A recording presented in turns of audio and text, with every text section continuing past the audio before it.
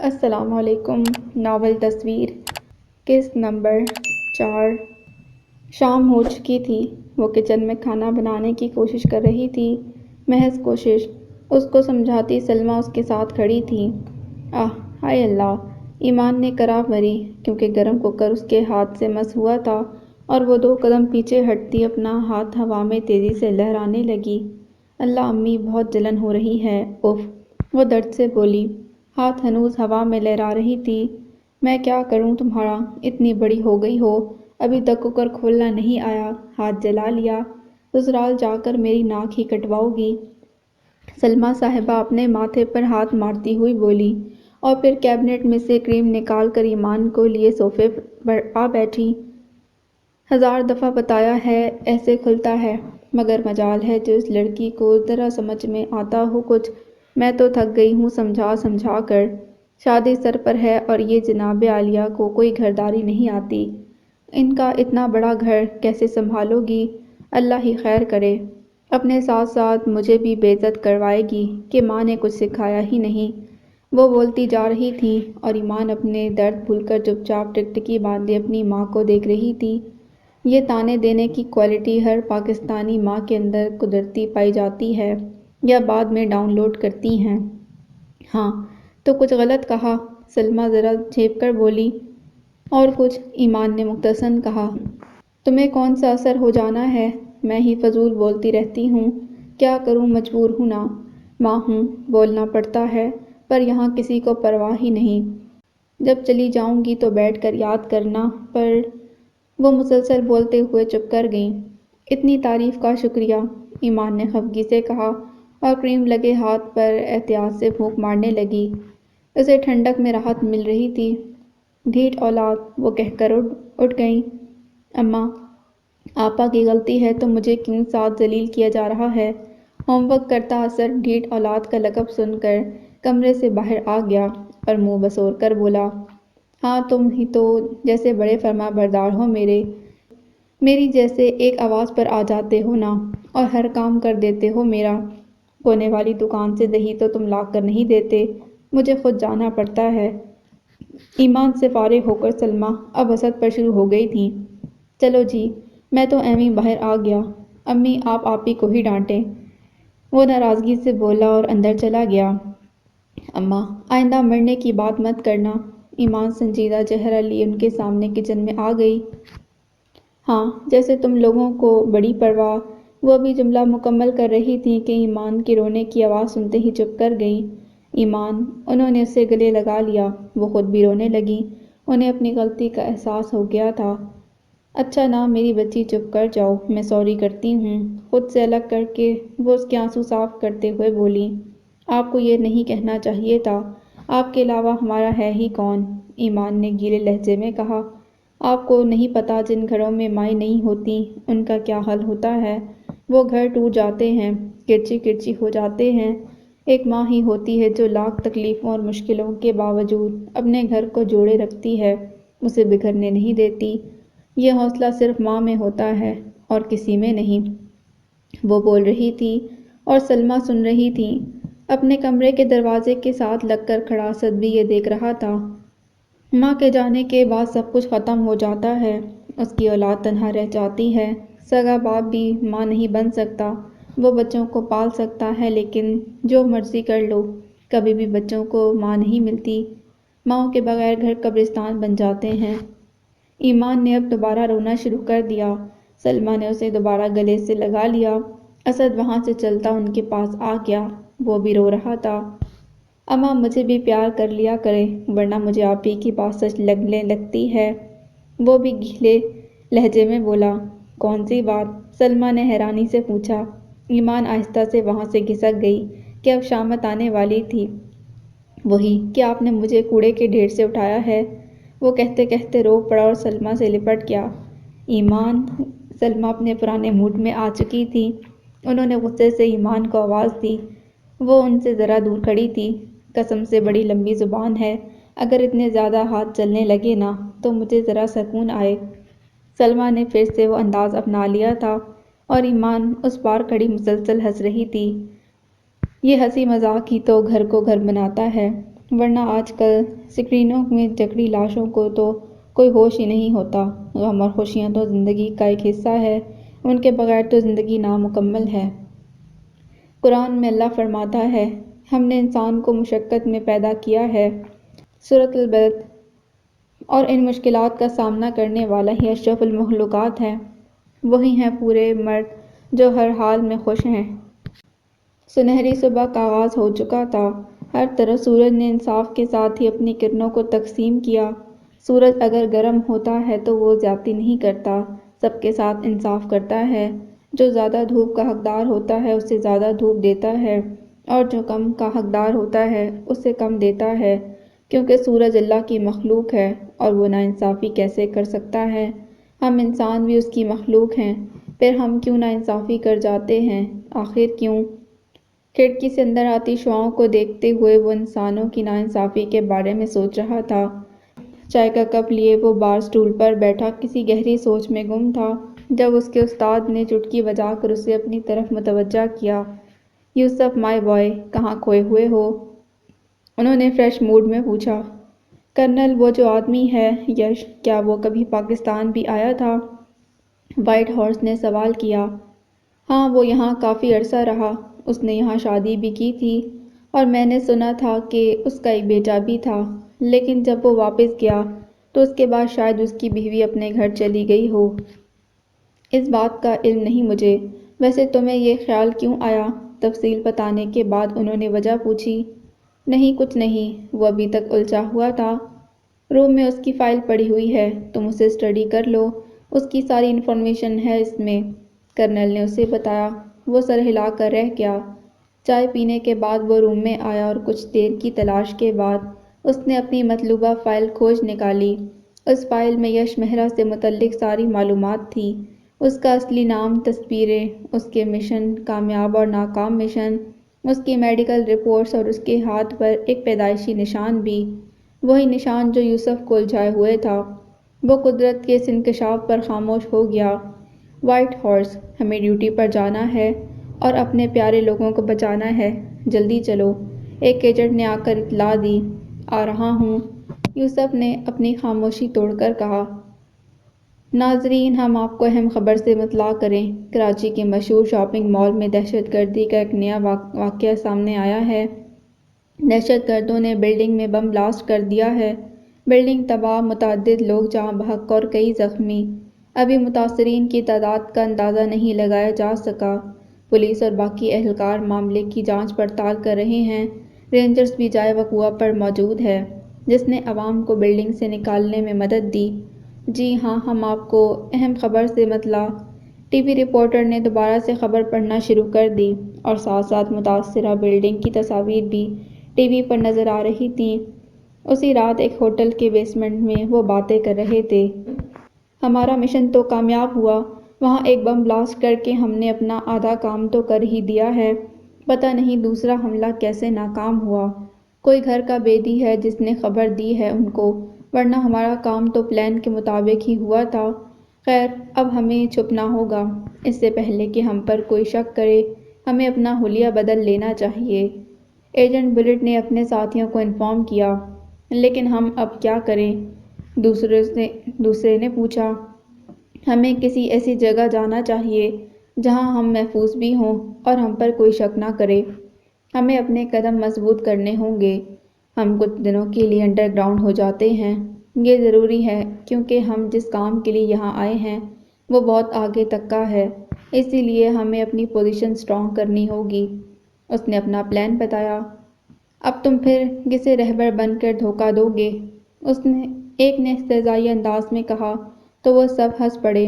لمحے کے اندر اس نے بہت گرو محسوس کیا تھا، مگر اس نے اپنے آپ کو کمپوز رکھا۔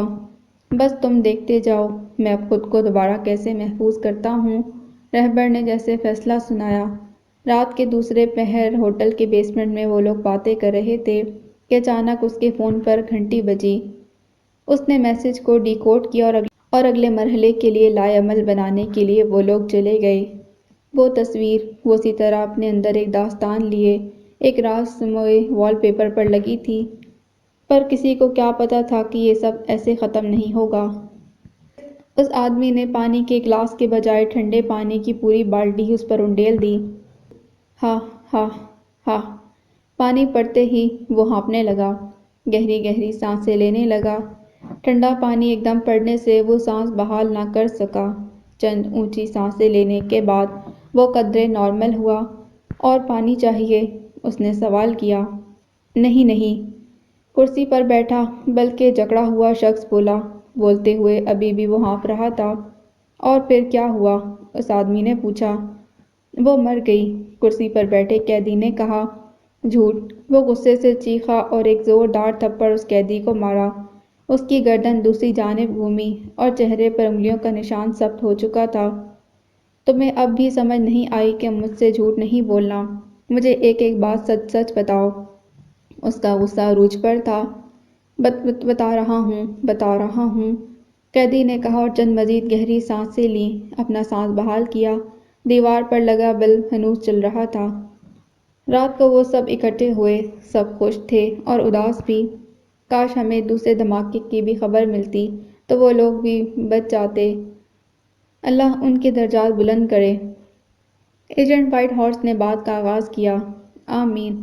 انہیں ہمارے بندوں پر شک تو نہیں ہو گیا جو ہم تک ایک ہی خبر پہنچی ہے؟ دوسرے ایجنٹ نے کہا۔ خدا جانے۔ وہ اداس تھا۔ کل سے تو وہ ویسے ہی الجھا پڑا تھا، پہلے وہ نشان اور اب یہ۔ وہ کس کے ساتھ اپنی پریشانی شیئر کرتا؟ کس کو اپنا رازدار بناتا؟ ان سب سوالوں نے اسے الجھا دیا تھا تو اسے اللہ کے علاوہ کوئی آس امید نظر نہ آئی۔ وہ فوراً حاجت کے 2 نفل ادا کرنے چلا گیا۔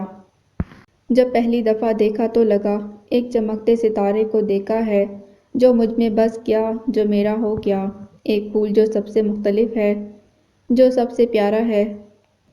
مراد نے شاعری پڑھ کر سنائی اور سرخ عروسی لباس میں ملبوس اس افسرہ نے نظریں اٹھا کر اسے دیکھا۔ ان کی نظروں کا تصادم ہوا اور دل کے سمندر میں ایک دوسرے سے محبت کی لہروں کی تعداد زیادہ ہو گئی۔ ان لہروں میں اب تیزی آ گئی تھی۔ بہت خوبصورت ہے، ایمان نے کالی شیروانی میں ملبوس مراد، جو اس وقت اس کی زندگی کا شریک بن چکا تھا اور اس کی زندگی کا سب سے خوبصورت مرد، کو نہایت پیار سے کہا۔ اس پل، اس لمحے اور تم سے زیادہ خوبصورت تو نہیں ہے، مراد نے کہا۔ ہمیشہ سنجیدہ یا صرف مسکرانے والا مرد تو آج ذرا مختلف نظر آتا تھا۔ کمرے میں تازہ گلابوں کی مہک پھیلی ہوئی تھی۔ ایمان نے اس کا یہ روپ آج پہلی بار دیکھا تھا جب وہ ایک دوسرے کے لیے کھلی کتاب بن چکے تھے۔ آپ تو بہت رومانٹک نکلے، ایمان نے شرماتے ہوئے کہا۔ ہاں تو کیا اب میں پھر سے وہی سنجیدہ سا مراد بن جاؤں تو تمہیں قبول ہے؟ مراد نے ذرا خفگی سے کہا۔ ارے ارے، میرا وہ مطلب نہیں تھا، میں یہ کہہ رہی تھی کہ مجھے نہیں پتا تھا نا۔ ایمان نے اپنی بات کی تفصیل بیان کی۔ تو بیگم صاحبہ، اگر میں یہ روپ شادی سے پہلے دکھاتا تو آپ کہتی تم تو ٹھرکی ہو، بھلا پھر آپ مجھ سے شادی کرتی؟ مراد نے چھیڑنے والے انداز میں کہا۔ اچھا اچھا بس کریں، بات کو کہاں سے کہاں لے گئے، وہ جھنجھلا کر بولی۔ تو مراد نے کہکا لگایا۔ ویسے میرے اور بھی بہت سے روپ ہیں، مراد نے مسٹیریس انداز میں کہا۔ مثلاً؟ ایمان نے پوچھا۔ کبھی تمہیں اپنی کہانیاں سناؤں گا، مراد نے کہا۔ کہانیاں تو فرضی ہوتی ہیں، ایمان نے کندھے اچکائے۔ او بیگم، مطلب قصے، قصے تو حقیقت ہوتے ہیں نا، وہ ایمان کو کلیئر کر رہا تھا۔ اچھا اچھا، مراد ہنس دیا تو وہ بھی ہنس دی۔ بڑے وہ ہیں آپ، ایمان نے مصنوعی خفگی سے کہا۔ ہاں پتہ ہے، اور تمہیں پتہ ہے کہ تم کیا ہو؟ اس نے سوالیہ انداز اپنایا۔ کیا؟ اس نے پوچھا۔ میری بیوی ہو تم، میری شریک حیات ہو، میرے دکھ سکھ کی ساتھی ہو۔ آج سے مراد تمہارا اور ایمان مراد کی، مراد نے اس کا مہندی سے بڑا ہاتھ اپنے ہاتھوں میں لیتے ہوئے کہا، اور ایمان شرماتے سر جھکا گئی۔ ویسے شرماتے تو اچھی لگتی ہو، مراد نے ایک بار پھر اس کی تعریف کی۔ میں ہوں ہی پیاری، وہ ایک ادا سے بولی۔ بیوی کس کی ہو؟ وہ جتاتے ہوئے بولا۔ چلو جی، سارا کریڈٹ خود ہی لے لیں گے اب، وہ ناراضی سے بولی۔ مراد کا کہکا ایک بار پھر بلند ہوا۔ ایمان ویسے ہی بیٹھی تھی کہ مراد نے اس کا ہاتھ دبایا تو اس نے سوالیہ نظروں سے دیکھا۔ مراد ذرا آگے ہوا اور ایمان نے اپنے ماتھے پر مراد کے ہونٹوں کا محبت بھرا لمس محسوس کیا۔ کمرے میں سرخ تازہ گلابوں کی مہک ہنوز پھیلی ہوئی تھی۔ شائستہ کی موت ایک بہت افسوسناک موت تھی۔ اس کی زندگی بچپن سے ہی ذرا مشکلات میں گزری تھی۔ پہلے اس کے گھر والوں کے مالی حالات ٹھیک نہیں تھے اور جب اس کے ابو باہر کے ملک گئے تو وہ ذرا سیٹل ہوئے۔ وہ 4 لوگوں پر مشتمل ایک گھرانہ تھا، امی، ابو، بہن اور بھائی۔ شائستہ کا بھائی یوسف ہمیشہ سے بہت ہوشیار تھا، عقل مند تھا اور اس کی یہ صفت دیکھتے اس کے ایک استاد نے کہا، تم فوج میں جانا، ہمارے ملک کو تم جیسے عقل مند نوجوانوں کی ضرورت ہے۔ اس نے گھر آ کر امی ابو سے بات کی تو انہوں نے یوسف کو اجازت دے دی۔ وہ اپنے استاد سے وقتاً فوقتاً معلومات لیتا رہتا تھا۔ اس کا ایڈمیشن ہو گیا اور پڑھائی مکمل کرنے کے بعد وہ فوج میں بھرتی ہو گیا۔ وہ جاسوس بن گیا، یہ اس کا اپنا شوق بھی تھا۔ مختلف مشن سے کامیاب لوٹنے کی وجہ سے اسے انڈیا میں ایک بڑے مشن پر بھیجا گیا۔ وہاں اس نے ایک ایجنٹ ہینڈلر کرنل کو قتل کر دیا جو دوسرے ممالک میں دہشت گردی کو فروغ دیتا تھا۔ کچھ سالوں بعد کسی نے اسے بھی شہید کر دیا۔ شائستہ کے لیے اس کا بھائی ہی نہیں بلکہ دوست بھی اس سے جدا ہو گیا تھا۔ وہ افسردہ رہنے لگی تھی، اپنی پڑھائی سے بھی فارغ ہو گئی تھی۔ ایسے میں اس کے والدین نے سوچا کہ اب اس کی شادی کر دی جائے تاکہ وہ زندگی میں خوش رہا کرے، مگر انہیں کیا پتہ تھا کہ وہ صرف 1.5 سال ہی خوش رہ پائے گی اور دنیا فانی سے رخصت ہو کر اپنے ماں باپ کو بے اولاد چھوڑ کر چلی جائے گی۔ رہبر سے شادی ہو جانے کے بعد وہ جب بھی اپنے میکے آتی تو بہت خوش و خرم نظر آتی۔ ہاں، بحیثیت شوہر تو رہبر اچھا ہی تھا، پر وہ ایک دہشت گرد بھی تو تھا۔ اس کے ماں باپ شائستہ کی طرف سے بہت مطمئن تھے۔ ان کی تو ایک ہی اولاد تھی جسے دیکھ دیکھ کر وہ جیتے تھے، مگر 1.5 سال بعد ان کی دوسری اولاد بھی دار فانی سے کوچ کر گئی تھی۔ کل من علیہ فان، ہر ایک نے فنا ہو جانا ہے۔ سورۃ الرحمن۔ رہبر نے سب کو یہ بتایا تھا کہ کوئی باہر سے آ کر شائستہ کو قتل کر کے چلا گیا۔ شائستہ کی موت کی خبر اس کے ماں باپ کو شائستہ کے قاتل نے ہی دی تھی اور اپنی اولاد کا جنازہ دیکھ کر اس کی ماں کو دل کا دورہ پڑ گیا۔ اس کا باپ انہیں لے کر ہاسپٹل پہنچ گیا اور پیچھے سے شائستہ کو سپرد خاک کر دیا گیا۔ 2 دن تک مسلسل ہوش میں نہ آنے کی وجہ سے وہ لوگ ہاسپٹل سے واپس نہ آئے تھے۔ کسی کا دھیان بچے کی طرف نہیں گیا کہ وہ کہیں نظر نہیں آ رہا۔ وہ بھلا کیسے نظر آتا؟ رہبر اپنا سارا مال و متاع سمیٹ کر جا چکا تھا، کہاں یہ ان کو خبر نہ ہوئی۔ شائستہ کے والد اپنی اولاد کے ساتھ ہونے والے ظلم پر بہت افسردہ تھے۔ اس کی ماں اس صدمے کی تاب نہ لاتے ہوئے اس کے پیچھے دنیا سے چلی گئی اور شائستہ کے والد نے کسی دارالامان میں رہنا شروع کر دیا۔ شائستہ جیسے لا علم لوگ نیک ہوتے ہیں، معصوم ہوتے ہیں کہ اللہ ان کو شہادت کا رتبہ دیتا ہے۔ اپنی پوری شادی شدہ زندگی کی حقیقت جاننے کے بعد بھی اس نے اللہ سے گلہ نہیں کیا، بلکہ وہ شہادت پانے پر خوش تھی۔ ایک مسلمان کی سب سے بڑی خواہش یہی ہوتی ہے کہ وہ اللہ کی راہ میں اپنی جان قربان کر دے اور شہادت جیسے عظیم ترین رتبے کا حقدار بن جائے۔ وہ بے شک منہ سے بیان نہ کرے، مگر دل کے کسی کونے میں یہ خواہش ہمیشہ پائی جاتی ہے۔ ایمان چلی گئی ہے تو رونق ہی ختم ہو گئی ہے گھر سے، سلمہ نے اداس لہجے میں کہا۔ ہاں جی، یہ تو ہے۔ آپ ہی کتنا بولتی تھیں، پر وہ اچھی لگتی تھیں بولتے ہوئے۔ اسد نے ہاں میں ہاں ملائی۔ اللہ اسے خوش رکھے، سلمہ نے دعا دی۔ آمین۔ ویسے امی کچھ سالوں کی ہی تو بات ہے، اس نے دوسری بات کہی۔ کس چیز میں؟ سلمہ نے گردن موڑ کر اسے سوالیہ انداز میں دیکھا۔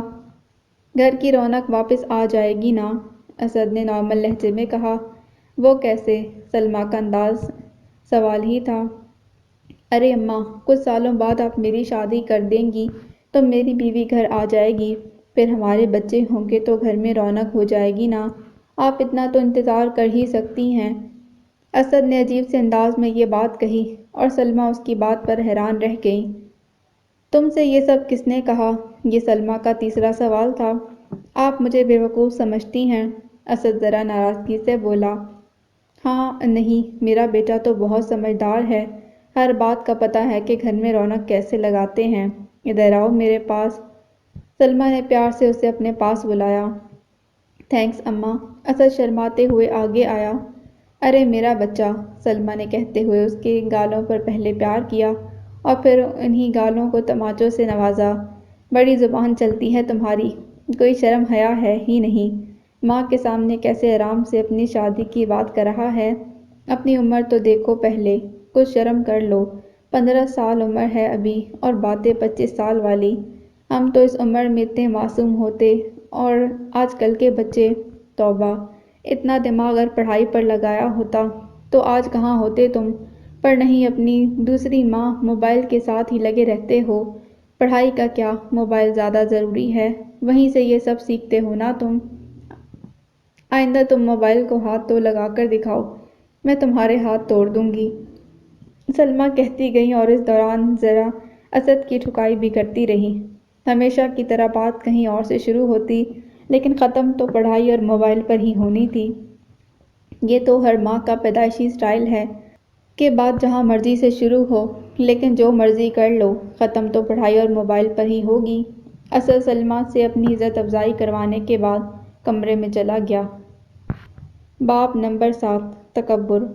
وہ دن ان دونوں کے لیے بہت خوبصورت دن تھا، ان دونوں کی زندگی کا اہم ترین دن جو کبھی بھلایا نہیں جا سکتا تھا، کیونکہ وہ دن، وہ جگہ، وہ لمحہ ایسا نہیں تھا جو آسانی سے بھلایا جا سکے۔ دن کے اجالے نے ہر سو روشنی کر رکھی تھی، اور سورج کی تپتی دھوپ نے وہاں موجود ہر شخص کو شدید گرمی کا احساس دلایا ہوا تھا، لیکن وہ اس گرمی کی پرواہ کیے بغیر اس خوبصورت منظر کو دیکھ رہے تھے۔ دل کی اس کیفیت کو بیان نہیں کر سکتے، کیونکہ یہ دنیا مافیہا سے اوپر کی خوشی ہے، کوئی خوشی اس سے بڑھ کر نہیں ہو سکتی۔ وہ منظر ایسا تھا کہ اس کو دیکھتے ہوئے انسان ہر چیز سے بے خبر ہو جاتا ہے، بس یک ٹک اس خوبصورت منظر کو دیکھتا رہتا ہے۔ کچھ مناظر ایسے ہوتے ہیں کہ انسان ان میں ڈوب جاتا ہے، اندر کسی گہرائی میں پہنچ جاتا ہے، اور اس گہرائی میں جا کر بھی اسے احساس نہیں ہوتا کہ آگے کچھ نہیں ہے، یہی حد ہے۔ وہ منظر بھی ایسا ہی تھا، کیونکہ وہ کعبۃ اللہ کا منظر تھا۔ وہ دونوں اسی طرح کھڑے آنکھوں میں نمی لیے اس گھر کو دیکھ رہے تھے جو دنیا کا پہلا گھر ہے، آج بھی تر و تازہ ہے۔ یہ وہ جگہ تھی جو کبھی پرانی نہیں ہو سکتی، کیونکہ ہمہ وقت لاکھوں کی تعداد میں لوگ اس گھر میں اپنے رب کی عبادت کرتے ہیں، اس گھر کا طواف کرتے ہیں، اور یہ طواف سوائے نماز کے اوقات میں کبھی نہیں رکا۔ میں نے جب تمہیں پہلی دفعہ دیکھا تھا تب مجھے یہ احساس نہیں ہوا کہ کبھی ہم دوبارہ ملیں گے، لیکن جب میں نے تمہیں آفس میں دیکھا تو مجھے خوشی ہوئی، ایسے جیسے دل کو سکون مل گیا ہو۔ پھر اسی لمحے میرے دل میں خواہش جاگی، ایک دن میں تمہارے ساتھ یہاں آؤں، تمہیں اپنی محرم بنا کر۔ تو میں نے اللہ سے بہت دعا کی کہ اے اللہ، ہم دونوں کو محرم بنا دے، اور الحمدللہ کہ اس نے میری دعا سن لی۔ آج ہم ادھر ہیں، اس پاک ذات کے گھر کے سامنے۔ آنکھوں میں خوشی کے آنسو لیے وہ کعبہ کو دیکھتے ایمان سے کہہ رہا تھا، اور مجھے بھی آپ پسند تھے، مگر شاید دل نے کبھی اعتراف نہیں کیا۔ مجھے تو آپ بن مانگے ہی مل گئے، میں بھی اللہ کا بہت شکر ادا کرتی ہوں۔ ایمان نے بھی اسی انداز میں کہا۔ عمرے کے لیے احرام باندھے، وہ دونوں ایک دوسرے کے محرم زندگی کے ساتھی اور ایک حلال رشتے میں، وہ وہاں اپنے رب کے دربار میں عبادت کرنے آئے تھے۔ یہ سفر ایک ہفتے کا تھا۔ عمرہ کرنے کے بعد وہ ہوٹل چلے گئے، مراد نہانے چلا گیا۔ مکہ میں تو بہت گرمی ہوتی ہے۔ چند منٹ بعد مراد غسل خانے سے باہر آیا تو ایمان نے کھانا منگوا لیا تھا۔ آ جائیں، ایمان نے مراد سے کہا۔ ایمان بیڈ پر بیٹھی تھی۔ نماز کا ٹائم ہو رہا ہے، مجھے ابھی تک بھوک نہیں، میں واپس آ کر کھا لوں گا، اس نے کہا اور صوفے پر بیٹھ گیا۔ نیچے جھک کر وہ اپنی پینٹ کے پائچے موڑنے لگا۔ ایمان کھانا شروع کر چکی تھی۔ آپ اپنی پینٹ فولڈ کیوں رکھتے ہیں؟ میں نے بہت نوٹ کیا ہے، یا تو آپ پینٹ ہی تھوڑی سی اونچی پہنتے ہیں، اور اگر جینس وغیرہ ہو تو ہمیشہ فولڈ کر کے رکھتے ہیں۔ ایمان نے ذہن میں آیا سوال کیا۔ مراد اس کی طرف دیکھ کر ہلکا سا ہنسا۔ وہ اب پینٹ فولڈ کر چکا تھا۔ کیونکہ میں مغرور نہیں، اس نے مسکراتے ہوئے کہا۔ ہیں، یہ کیا بات ہوئی؟ وہ الجھ گئی جیسے اسے سمجھ نہ آیا ہو۔ ہاں، میں مغرور نہیں، مراد نے اپنی بات دہرائی۔ میں آپ سے کیا پوچھ رہی ہوں اور آپ کہہ رہے ہیں کہ میں مغرور نہیں۔ وہ مزید الجھ گئی۔ جو مرد اپنی شلوار یا پینٹ اپنے ٹخنوں سے نیچے رکھتا ہے وہ مغرور ہے، مراد نے بیڈ پر بیٹھتے ہوئے کہا۔ غرور کرنا انسان کی صفت نہیں اور نہ ہی یہ اس پر جچتا ہے۔ آخر انسان کس قابل ہے؟ یہ تو اللہ کی صفت ہے اور اسی پر جچتی ہے اور اسی پر اللہ تعالیٰ فرماتا ہے جس شخص نے اپنا کپڑا یعنی شلوار یا پینٹ ٹخنوں سے نیچے رکھا اس نے اللہ کی چادر کو کھینچ کر اپنا ٹخنا ڈھکا، اس نے اللہ کی صفت میں مداخلت کی، اس نے غرور کیا۔ غرور اللہ کی چادر ہے۔ انسان کیوں کر غرور کرتا ہے جبکہ وہ بے بس ہے۔ میں اپنی شلوار یا پینٹ ہمیشہ اپنے ٹخنوں سے اوپر رکھتا ہوں کیونکہ میں اس قابل نہیں کہ اللہ کی چادر کھینچ کر غرور کروں، میں تو بہت ادنا سا انسان ہوں۔ مراد نے نارمل لہجے میں یہ بات کہی۔ غرور اللہ کی چادر ہے۔ مرد کیوں اپنے ٹخنے ڈھکتے ہیں اور عورتیں کیوں ان کی نمائش کرتی ہیں، یہ ان سب کو اس کی عذاب کی خبر نہیں۔ جس عورت کا ٹخنا ننگا ہے اور کوئی غیر مرد اسے دیکھ لیتا ہے اور جس مرد کا ٹخنا ڈھکا ہوا ہے تو ایسے مردوں اور عورتوں کے ٹخنے جہنم کی دیواروں سے لگائے جائیں گے۔ ایک اور حدیث کا مفہوم ہے کہ جو مرد دنیا میں اپنا ٹخنا ڈھکتا ہے قیامت والے دن اللہ رب العزت اس مغرور مرد کی طرف دیکھے گا بھی نہیں، اور بے پردہ عورت کے لیے بھی سخت عذاب ہے۔ ہمیں عذاب کی پرواہ نہیں پر فیشن کی بہت پرواہ ہے۔ اب میں نماز پڑھنے جا رہا ہوں، بائے بائے، وہ پیار سے کہتا باہر چلا گیا۔ ایمان ہکا بکا سی بیٹھی رہ گئی۔ اس نے تو سوچا بھی نہیں تھا کہ اتنی چھوٹی چھوٹی باتوں کی اتنی بڑی اور شدید سزائیں ہیں۔ ہم بعض چھوٹی چھوٹی باتوں کو نظر انداز کر دیتے ہیں اور ایک وقت آتا ہے جب وہی ہماری تباہی کا ذریعہ بنتی ہیں۔ وہ پھر سے کھانا کھانے لگی اور اب سے اس نے طے کر لیا تھا کہ وہ بھی ان چھوٹی چھوٹی باتوں کا خیال رکھے گی، احتیاط کرے گی، جیسے اب وہ پرفیوم نہیں لگاتی تھی۔ تمہیں پاکستان میں ہی رہنا ہے کچھ عرصہ اور یہاں ایک جاسوس ہے ہمارے اندر، اسے پکڑنا ہے، وائٹ ہارس نے کرنل کو کہتے سنا۔ وہ دونوں آفس نما ایک کمرے میں کوئی کام کر رہے تھے۔ کمرہ برقی کمکموں سے روشن تھا۔ سورج نکلنے سے قبل آسمان ہلکا نیلا تھا۔ یوسف کچھ دنوں سے مسلسل پریشان لگ رہا تھا۔ وہ نشان اسے الجھائے ہوئے تھا۔ آپ کو کسی پر شک ہے کرنل؟ وائٹ ہارس نے پوچھا۔ ہاں، اکبر نامی ایک بندہ ہے، مجھے اس کی حرکتیں کچھ عجیب لگ رہی ہیں اب، مجھے لگتا ہے وہ ہندو ہے، تم اس کے سامان کی تلاشی لو اور پتہ لگاؤ، آج کل وہ ذرا پریشان لگ رہا ہے، شاید تو اسے گریب کرنا آسان ہوگا۔ کرنل نے تفصیل بتائی۔ میں یہ کام ابھی سے شروع کر دیتا ہوں، وائٹ ہارس نے کہا۔ Good, okay boy, have fun, وہ کہہ کر پلٹنے ہی لگے کہ وائٹ ہارس بول اٹھا۔ کرنل، وہ یش مہرا والا مشن میں ہی کروں گا، پلیز آپ کسی اور کو مت دیجیے گا، وائٹ ہارس نے جیسے درخواست کی۔ اوکے، وقت آنے پر دیکھتے ہیں، ریلیکس، وہ اس کے کندھے کو تھپکتے ہوئے مڑ گئے۔ وائٹ ہارس کے لیے یہ مشن صرف ایک مشن ہی نہیں تھا، اس کی زندگی کا ایک بہت بڑا راز بھی اس مشن میں پوشیدہ تھا۔ وہ شک میں تھا کہ اس کا خیال ٹھیک ہے یا نہیں، اسی لیے وہ یہ مشن خود کرنا چاہتا تھا۔ جس چیز میں ذرا سا بھی شک آ جائے تو انسان اس کی طرف نہ چاہتے ہوئے بھی متوجہ ہو جاتا ہے، اور جب تک اس شک کی حقیقت معلوم نہیں ہو جاتی وہ یہ راستہ چھوڑتا نہیں۔ تجسس بہت بری چیز ہے، یہ انسان کو چین کی نیند نہیں لینے دیتی۔ وہ وہیں کا وہیں الجھا ہوا کھڑا تھا۔ سورج پورے شہر کو اپنی لپیٹ میں لینے کے لیے تیار تھا۔ بڑی بڑی دیواروں اور ان پر جگہ جگہ لگے دروازوں سے گھری وہ عمارت آج بھی ویسی ہی تھی، اس کے اندر کا ماحول بھی ویسا ہی تھا۔ کیا تم لوگوں کو واقعی لگتا ہے وہ انڈیا سے چلا گیا ہے؟ اس نے اپنے وہی غصیلے انداز میں پوچھا۔ Yes colonel, B S F border security forces سے خبر ملی ہے کہ انہوں نے ایک آدمی کو بارڈر کراس کرتے دیکھا ہے مگر وہ اسے پکڑ نہیں سکے، اس کے ماتحت نے بتایا۔ سب ہی نکمے ہیں، تمہیں کیسے یقین ہے کہ وہ وائٹ ہارس ہی تھا؟ اس نے تصدیق چاہی۔ کرنل، اگر ہمارا کوئی بندہ ہوتا تو ہمیں انفارمیشن تو ضرور ہوتی، اسی لیے ہمیں یہ لگ رہا ہے کہ وہ وائٹ ہارس ہی تھا، اس نے اس بار ذرا تفصیل سے بتایا۔ اچھا، پھر بھی تم اپنے بندوں سے پوچھو جو پاکستان میں ہیں، کیا واقعی وہ وائٹ ہارس ہی تھا یا کوئی اور؟ اس نے حکماً کہا، جسے وہ سر ہلا کر سنتا گیا اور پھر کمرے سے نکل گیا۔ ایک لڑکا پکڑنا مشکل ہو گیا ہے میرے لیے، کیا بلا ہے وہ آخر؟ وہ سفید گھوڑا میری صلاحیتوں کو چیلنج کر رہا ہے، اس وقت اگر میں خود ایجنٹ ہوتا تو وہ میرے قدموں میں ہوتا۔ ان سے تو وہ ایک نئی مچھلی پکڑنا مشکل ہو گئی ہے۔ وہ بیٹھا ایک ہاتھ کی مٹھی بنائے سوچ رہا تھا۔ بڑے سے کمرے میں وہ اکیلا ہی تھا۔ ایک ہفتے بعد وہ دونوں واپس آ چکے تھے۔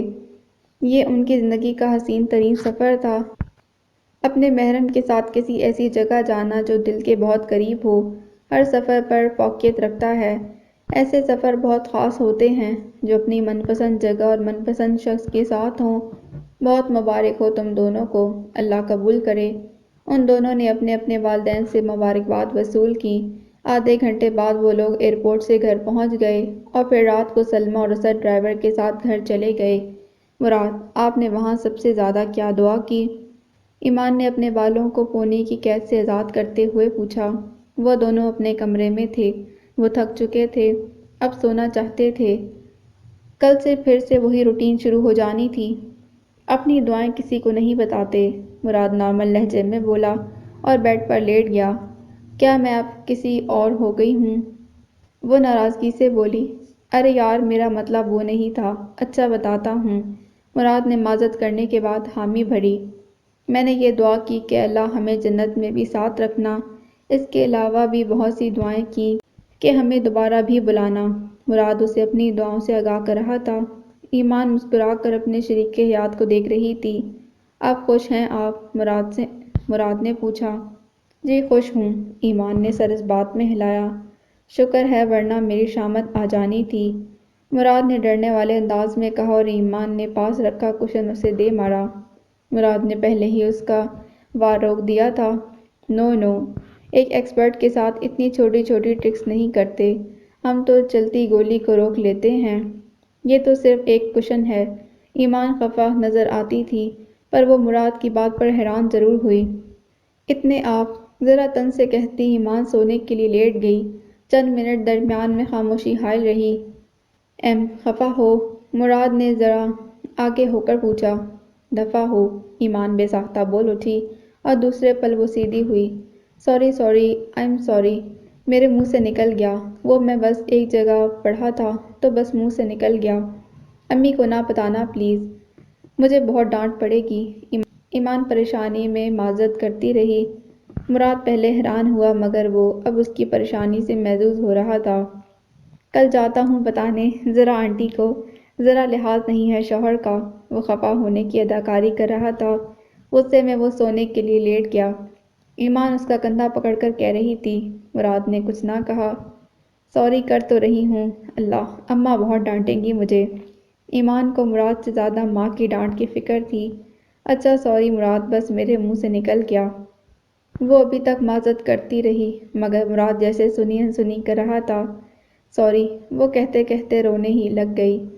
یار رونے کیوں لگ گئی ہو؟ میں نے تو بس مذاق کیا ہے، مراد نے اسے حقیقت سے آگاہ کیا۔ وہ چپ کر گئی۔ حد ہے، کتنے برے ہیں آپ، میں کل آنٹی کو بتاؤں گی، ایمان نے اسے دھمکی دی۔ اچھا ایک ڈیل کرتے ہیں، میں آنٹی کے ساتھ ساتھ انکل کو بھی بتاؤں گی۔ ڈیل تو سن لو، رشوت دے رہے ہیں آپ، یہ بھی بتاؤں گی، سنو تو صحیح، اور رشوت لینے پر ضد بھی کر رہے ہیں۔ پاستہ کھانے چلو گی؟ ہاں چلوں گی، وہ ناراضگی بھول کر جھٹ سے بول اٹھی اور مراد کہکا لگا کر ہنس دیا۔ ایمان مجھے حیرت ہوتی ہے، تم بزنس میں اتنی اچھی کیسے ہو؟ یعنی تمہیں ایسے دیکھو تو تم بہت معصوم ہو مگر بزنس ڈیلز ایسے کرتی ہو جیسے بہت تجربہ کار ہو۔ وہ واقعی تم ہوتی ہو، مراد نے ہنستے ہنستے کہا۔ ہاں میں خود بھی یہی سوچتی ہوں کہ میں کبھی کبھی کیسے اتنی بیوقوف بن جاتی ہوں، مگر بزنس میں تو میں بہت اچھی ہوں الحمدللہ، وہ سوچنے والے انداز میں بولی۔ وہ واقعی بزنس میں اچھی تھی۔ عامر شیرازی اسے اپنی ہر میٹنگ کا ایک اہم ممبر کہتے تھے اور اس سے مشورہ بھی کرتے تھے۔ ایمان کے مشورے پر عمل کر کے وہ فائدے میں ہی رہتے تھے۔ دوسری طرف وہ بہت بھولی بھی تھی اور عقل مند بھی، چھوٹی چھوٹی باتوں کو دل پر لے لیتی تھی اور بعض دفعہ مذاق بھی نہیں سمجھتی تھی، لیکن وہ ایک اچھی بزنس لیڈی تھی۔ اس سب کے باوجود بھی مراد کو اس کے دونوں رنگ اچھے لگتے تھے۔ وہ اس کا دل فتح کر چکی تھی۔ گھر والوں کو بتائے بغیر وہ دونوں پاستے سے لطف اندوز ہونے کے لیے کسی ریسٹورنٹ چلے گئے۔ ڈیڈ کہہ رہے تھے کہ ایمان کو اب کمپنی کا سی ای او بنایا جائے۔ مراد نے ایمان کے سر پر ایک بم پھوڑا۔ واقعی میں؟ ایمان نے حیرت سے پوچھا۔ تمہیں مجھ پر یقین نہیں؟ مراد نے خفگی سے پوچھا۔ حیران ہو رہی ہوں اب میں، اور حیرانی میں ایسے ہی کہتے ہیں اب۔ ایمان نے ناسمجھی سے کندھے اچکائے۔ اچھا ویسے تم کیا کہتی ہو اس بارے میں؟ مراد نے اسے جانچنا چاہا۔ انکل ساتھ کام کریں گے تو مجھے کیا پرابلم، ایٹ لیسٹ کچھ عرصہ تو ساتھ کام کریں، ایمان نے اپنی رائے دی۔ جب ڈیڈ تم سے بات کریں گے تو تم انہیں کہہ دینا۔ مراد نے اسے مسئلے کا حل بتایا۔ وہ سر اس بات میں ہلاتی پاستے سے لطف اندوز ہو رہی تھی۔ پاستہ کھانے کے بعد وہ گھر چلے گئے۔ سفر کی تھکاوٹ ہنوز تھی۔ ہیل کی ٹک ٹک سنائی دی تو آفس کے میٹنگ روم میں وہ سب چوکنا ہو گئے۔ سب نے اپنی اپنی نشستیں سنبھال لیں اور لیپ ٹاپ کھول دیے۔ ٹک ٹک قریب آتی جا رہی تھی۔ پیون نے دروازہ کھولا تو وہ حسین چہرہ لیے، کندھے تک آتے بالوں کو نیچے سے کرل کیے، وائٹ پینٹ کوٹ میں ملبوس، سرخ ہیل کی طرح ہونٹوں پر بھی سرخ لپسٹک لگائے اور ہاتھ میں ایک میڈیم سائز کا سرخ رنگ کا خوبصورت سا ہینڈ بیگ پکڑے درمیانے قدم اٹھاتی سربراہی کرسی پر بیٹھ گئی۔ سرخ ہینڈ بیگ اس نے اپنے پاس زمین پر رکھ دیا۔ دروازے سے لے کر سربراہی کرسی تک ہر ایک نے سراہتی نظروں سے اسے دیکھا اور اس کی باروب شخصیت سے بے حد متاثر ہوئے۔ ہر ایک کے دل میں سحرانگیز شخصیت کے لیے رعب اور عزت میں اضافہ ہوا تھا۔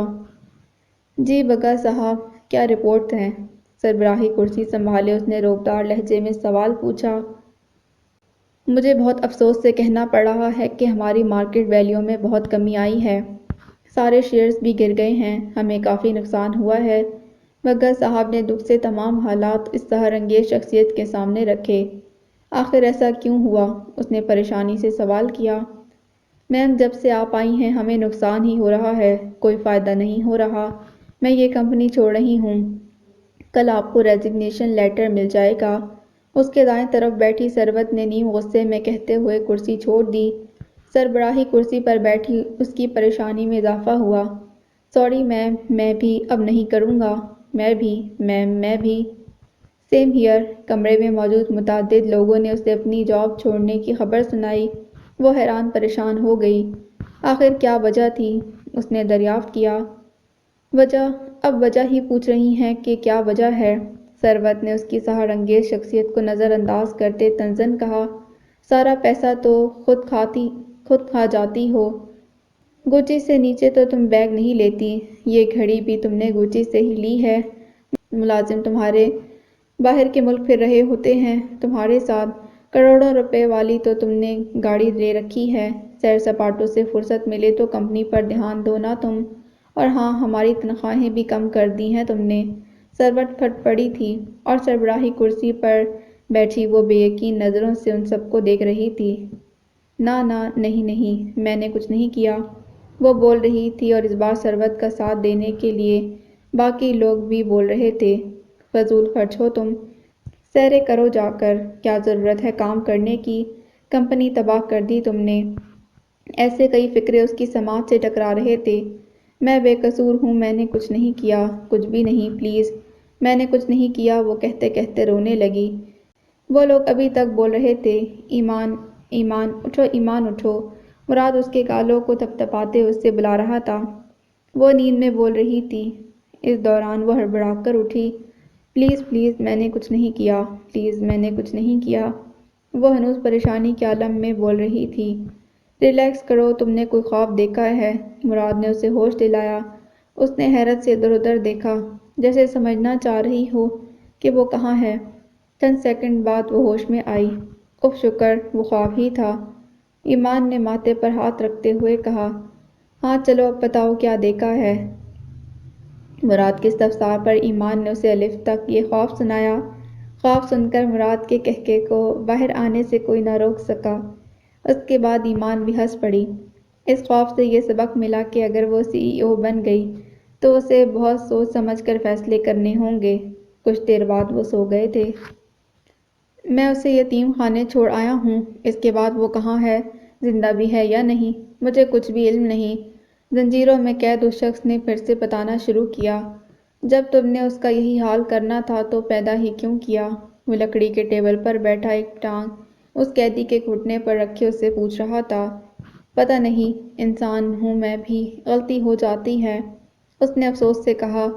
ایسی غلطیاں نہیں ہوتی، تم اتنے ٹرینڈ ہو کر بھی پھسل گئے، اس شخص نے غصے سے کہا۔ کہا نہ کہ انسان ہوں، اور عورت تو ویسے ہی فتنہ ہے، وہ خود کہتی تھی یہ بات، قیدی نے کہا۔ بے شک، اس کے بعد تم کہاں گئے؟ وہ شخص اسی طرح ٹیبل پر بیٹھا رہا۔ کچھ عرصے میں وہاں ہی رہا، پھر میری پوسٹنگ ہو گئی، قیدی بتا رہا تھا، اور وہ اس کی رام کتھا سن رہا تھا۔ اسے قیدی سے بہت ہی اہم باتیں بھی پوچھنی تھیں اور بہت سی باتیں اسے بتانی تھیں۔ بلب کی روشنی میں وہ دونوں واضح نظر آ رہے تھے۔ صبح کا سورج طلوع ہوا تو تمام جہاں بیدار ہو گیا۔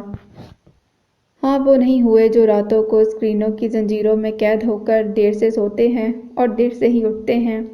ان کے لیے تو سورج 5 بجے کے بجائے دوپہر 2 بجے طلوع ہوتا ہے۔ آفس کے میٹنگ روم میں موجود وہ تمام لوگ ہمتن گوش عامر شیرازی کی بات سن رہے تھے۔ آج سے ایمان میرے ساتھ والے آفس میں بیٹھا کرے گی اور میں نے اسے آفس کے تمام اختیارات ایمان شیرازی کو دینے کا فیصلہ کیا ہے۔ ایمان اب شیرازی امپائر کی CEO ہے۔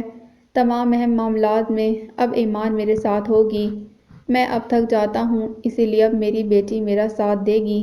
کیا کسی کو کوئی پرابلم ہے؟ ایمان کے سر پر ہاتھ رکھتے انہوں نے پوچھا۔ نو سر، سب نے کہا اور ایمان کو مبارکباد دینے لگ گئے۔ میٹنگ شروع کریں، عامر نے کہا۔ وہ سب متوجہ ہو چکے تھے، اپنے اپنے لیپ ٹاپ سامنے کیے اور رپورٹ دینے کے لیے تیار تھے۔ سر، ہمارے نیو پروڈکٹس کی سیل زیادہ نہیں ہو رہی آج کل، اور مجھے ڈر ہے کہ آنے والے دنوں میں یہ بالکل ہی ختم نہ ہو جائے۔ مسٹر سلمان نے اپنا مدعا بیان کیا۔ اگر ہم اپنی پروڈکٹس کے ساتھ کوئی ڈیل رکھ لیں تو لوگ اٹریکٹ ہوں گے، اس طرح ہماری سیلز میں اضافہ ہوگا، ایمان نے کہنا شروع کیا، اور اس دوران اس نے بہت سے مفید مشورے بھی دیے جسے سب نے خوب سراہا۔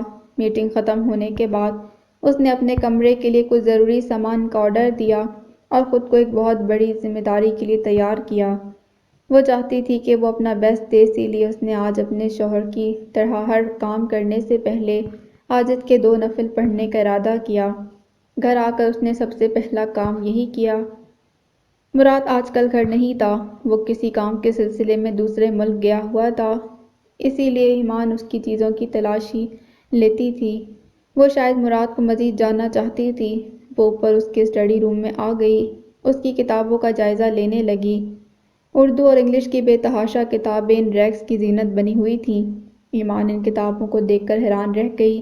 ایک جوان پروفیشنل لڑکا کتابیں بھی پڑھ سکتا ہے، وہ بھی آج کل کے دور میں جب لڑکوں کو آوارہ گردی سے ہی فرصت نہیں ملتی، وہ کتابیں کیسے پڑھیں؟ ایمان اس کی کلیکشن کو دیکھ کر بہت متاثر ہوئی۔ مراد بالکل بھی عام لڑکوں کی طرح نہیں ہے، ایمان نے اعتراف کیا۔ میں خود کہتی ہوں کہ لڑکوں کو بھی کتابیں پڑھنی چاہیے، ان سے ذہن کھلتا ہے، ہماری سوچنے کی صلاحیت میں اضافہ ہوتا ہے۔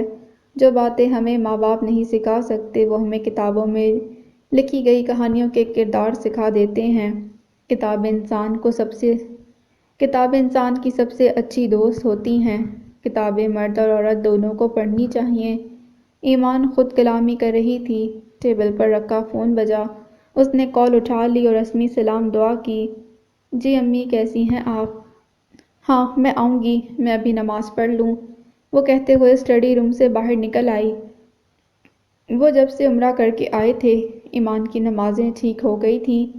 مراد نے اسے سمجھایا تھا کہ نماز کے بغیر زندگی کچھ نہیں، وہ 5 وقت کی نمازی تھی۔ بعض دفعہ یہ سوچ آتی کہ حج عمرہ کرنے کے بعد ہی ہمیں یہ احساس کیوں ہوتا ہے کہ ہم صراط مستقیم پر نہیں ہیں؟ کیا اس سے قبل ہمیں نہیں پتہ ہوتا کہ ہم غلط راہ پر چل رہے ہیں؟ ظاہر ہے ہمیں پتہ ہوتا ہے، پر احساس نہیں ہوتا۔ صرف احساس دلوانے کے لیے حج عمرے پر نہیں جانا چاہیے، بلکہ حج عمرہ بعد میں آتا ہے، پہلے نماز آتی ہے۔ ہمیں پہلے نماز کا پابند ہونا چاہیے۔ وہ کمرہ بکھرا پڑا تھا، جیسے کسی نے تلاشی لی ہو اور ہر چیز اٹھا کر جہاں دل کیا وہاں رکھ دی ہو۔ وہ ابھی تک کسی ایسی چیز کی تلاش میں تھا جو اس کے شک کو دور کر سکے، مگر تقریباً سارے کمرے کا سامان بکھیر دینے کے بعد بھی اسے کچھ نہ ملا۔ وہ مایوس ہونے لگا، مگر دل کے کسی کونے میں امید کی کرن اب بھی زندہ تھی۔ اس نے از سر نو کمرے پر نگاہ دوڑائی، مگر اس بار بھی اس کی نظر خالی واپس آئی۔ وہ کمرے کو ویسے ہی حالت میں چھوڑ کر باہر جانے لگا کہ اس کی نگاہ بیڈ کے ساتھ ٹیبل پر رکھے نائٹ لیمپ پر رک گئی۔ وہ کسی امید کے ساتھ اس تک آیا، اس کا کور اٹھایا تو اندر بلب کی جگہ ایک موبائل فون پڑا ہوا تھا۔ اسے اسی چیز کی تو تلاش تھی۔ موبائل ہاتھ میں پکڑے وہ چہرے پر فاتحانہ مسکراہٹ لیے کمرے سے ہی نکل رہا تھا کہ اس کمرے کا مکین دروازہ کھولے اندر داخل ہوا۔ اندر کا حال دیکھ کر وہ ٹھٹکا کہ کچھ غلط ہے۔ اپنے ارد گرد اسے خطرے کے اونچے اونچے سائرن بجتے سنائی دیے۔ ایجنٹ وائٹ ہارس، اس نے سوالیہ انداز میں اس کا نام پکارا۔ آواز دھیمی تھی اور خوف سے بھرپور بھی۔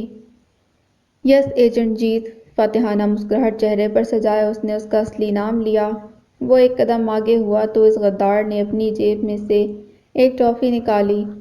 جاسوس اپنے ساتھ زہر کی گولیاں رکھتے ہیں کہ اگر وہ پکڑے جائیں تو یہ کھا لیں اور مر جائیں تاکہ دشمن کو پھر بھی ان کا کوئی راز یا پلان پتہ نہ چل سکے۔ اور جیسے ہی وہ اسے اپنے منہ کے قریب لایا، پیچھے سے کسی نے اس پر حملہ کر دیا۔ وہ منہ کے بل زمین پر گرا۔ اس کے ہاتھ اب پیچھے بندھے ہوئے تھے۔ وہ مزاحمت کے باوجود کچھ نہ کر سکا۔ اس کی یہ حرکت دیکھ کر وہ دونوں سمجھ گئے کہ یہی وہ غدار ہے۔ ان دونوں نے اسے رسیوں سے باندھ دیا۔ وہ اب اس کی خدمت کر رہے تھے۔ کتنی ہی دیر وہ مار کھاتا رہا مگر زبان سے ایک لفظ نہ نکالا، مگر کافی زیادہ تشدد کے بعد اس کی حالت خراب ہونے لگی۔ بتاتا ہوں، رسیوں سے باندھ کر اسے الٹا لٹکایا گیا۔ اتنے تشدد کے بعد بتانے کے علاوہ کوئی چارہ نہ تھا۔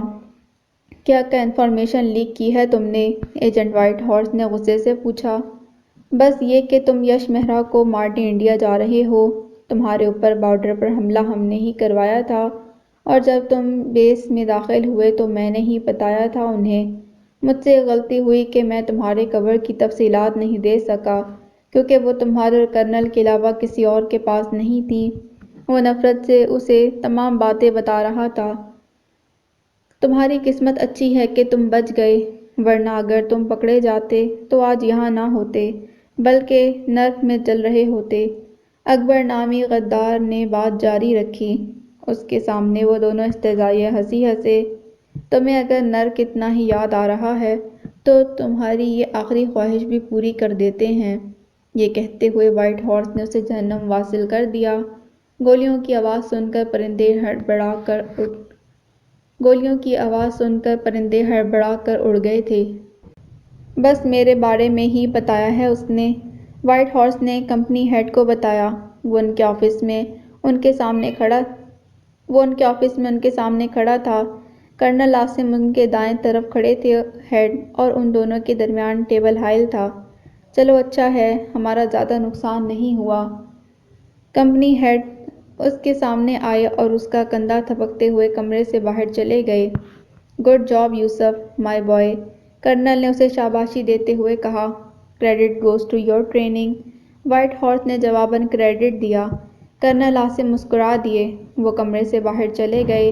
اپنے شاگردوں کی کامیابی پر استاد کو بہت خوشی ہوتی ہے۔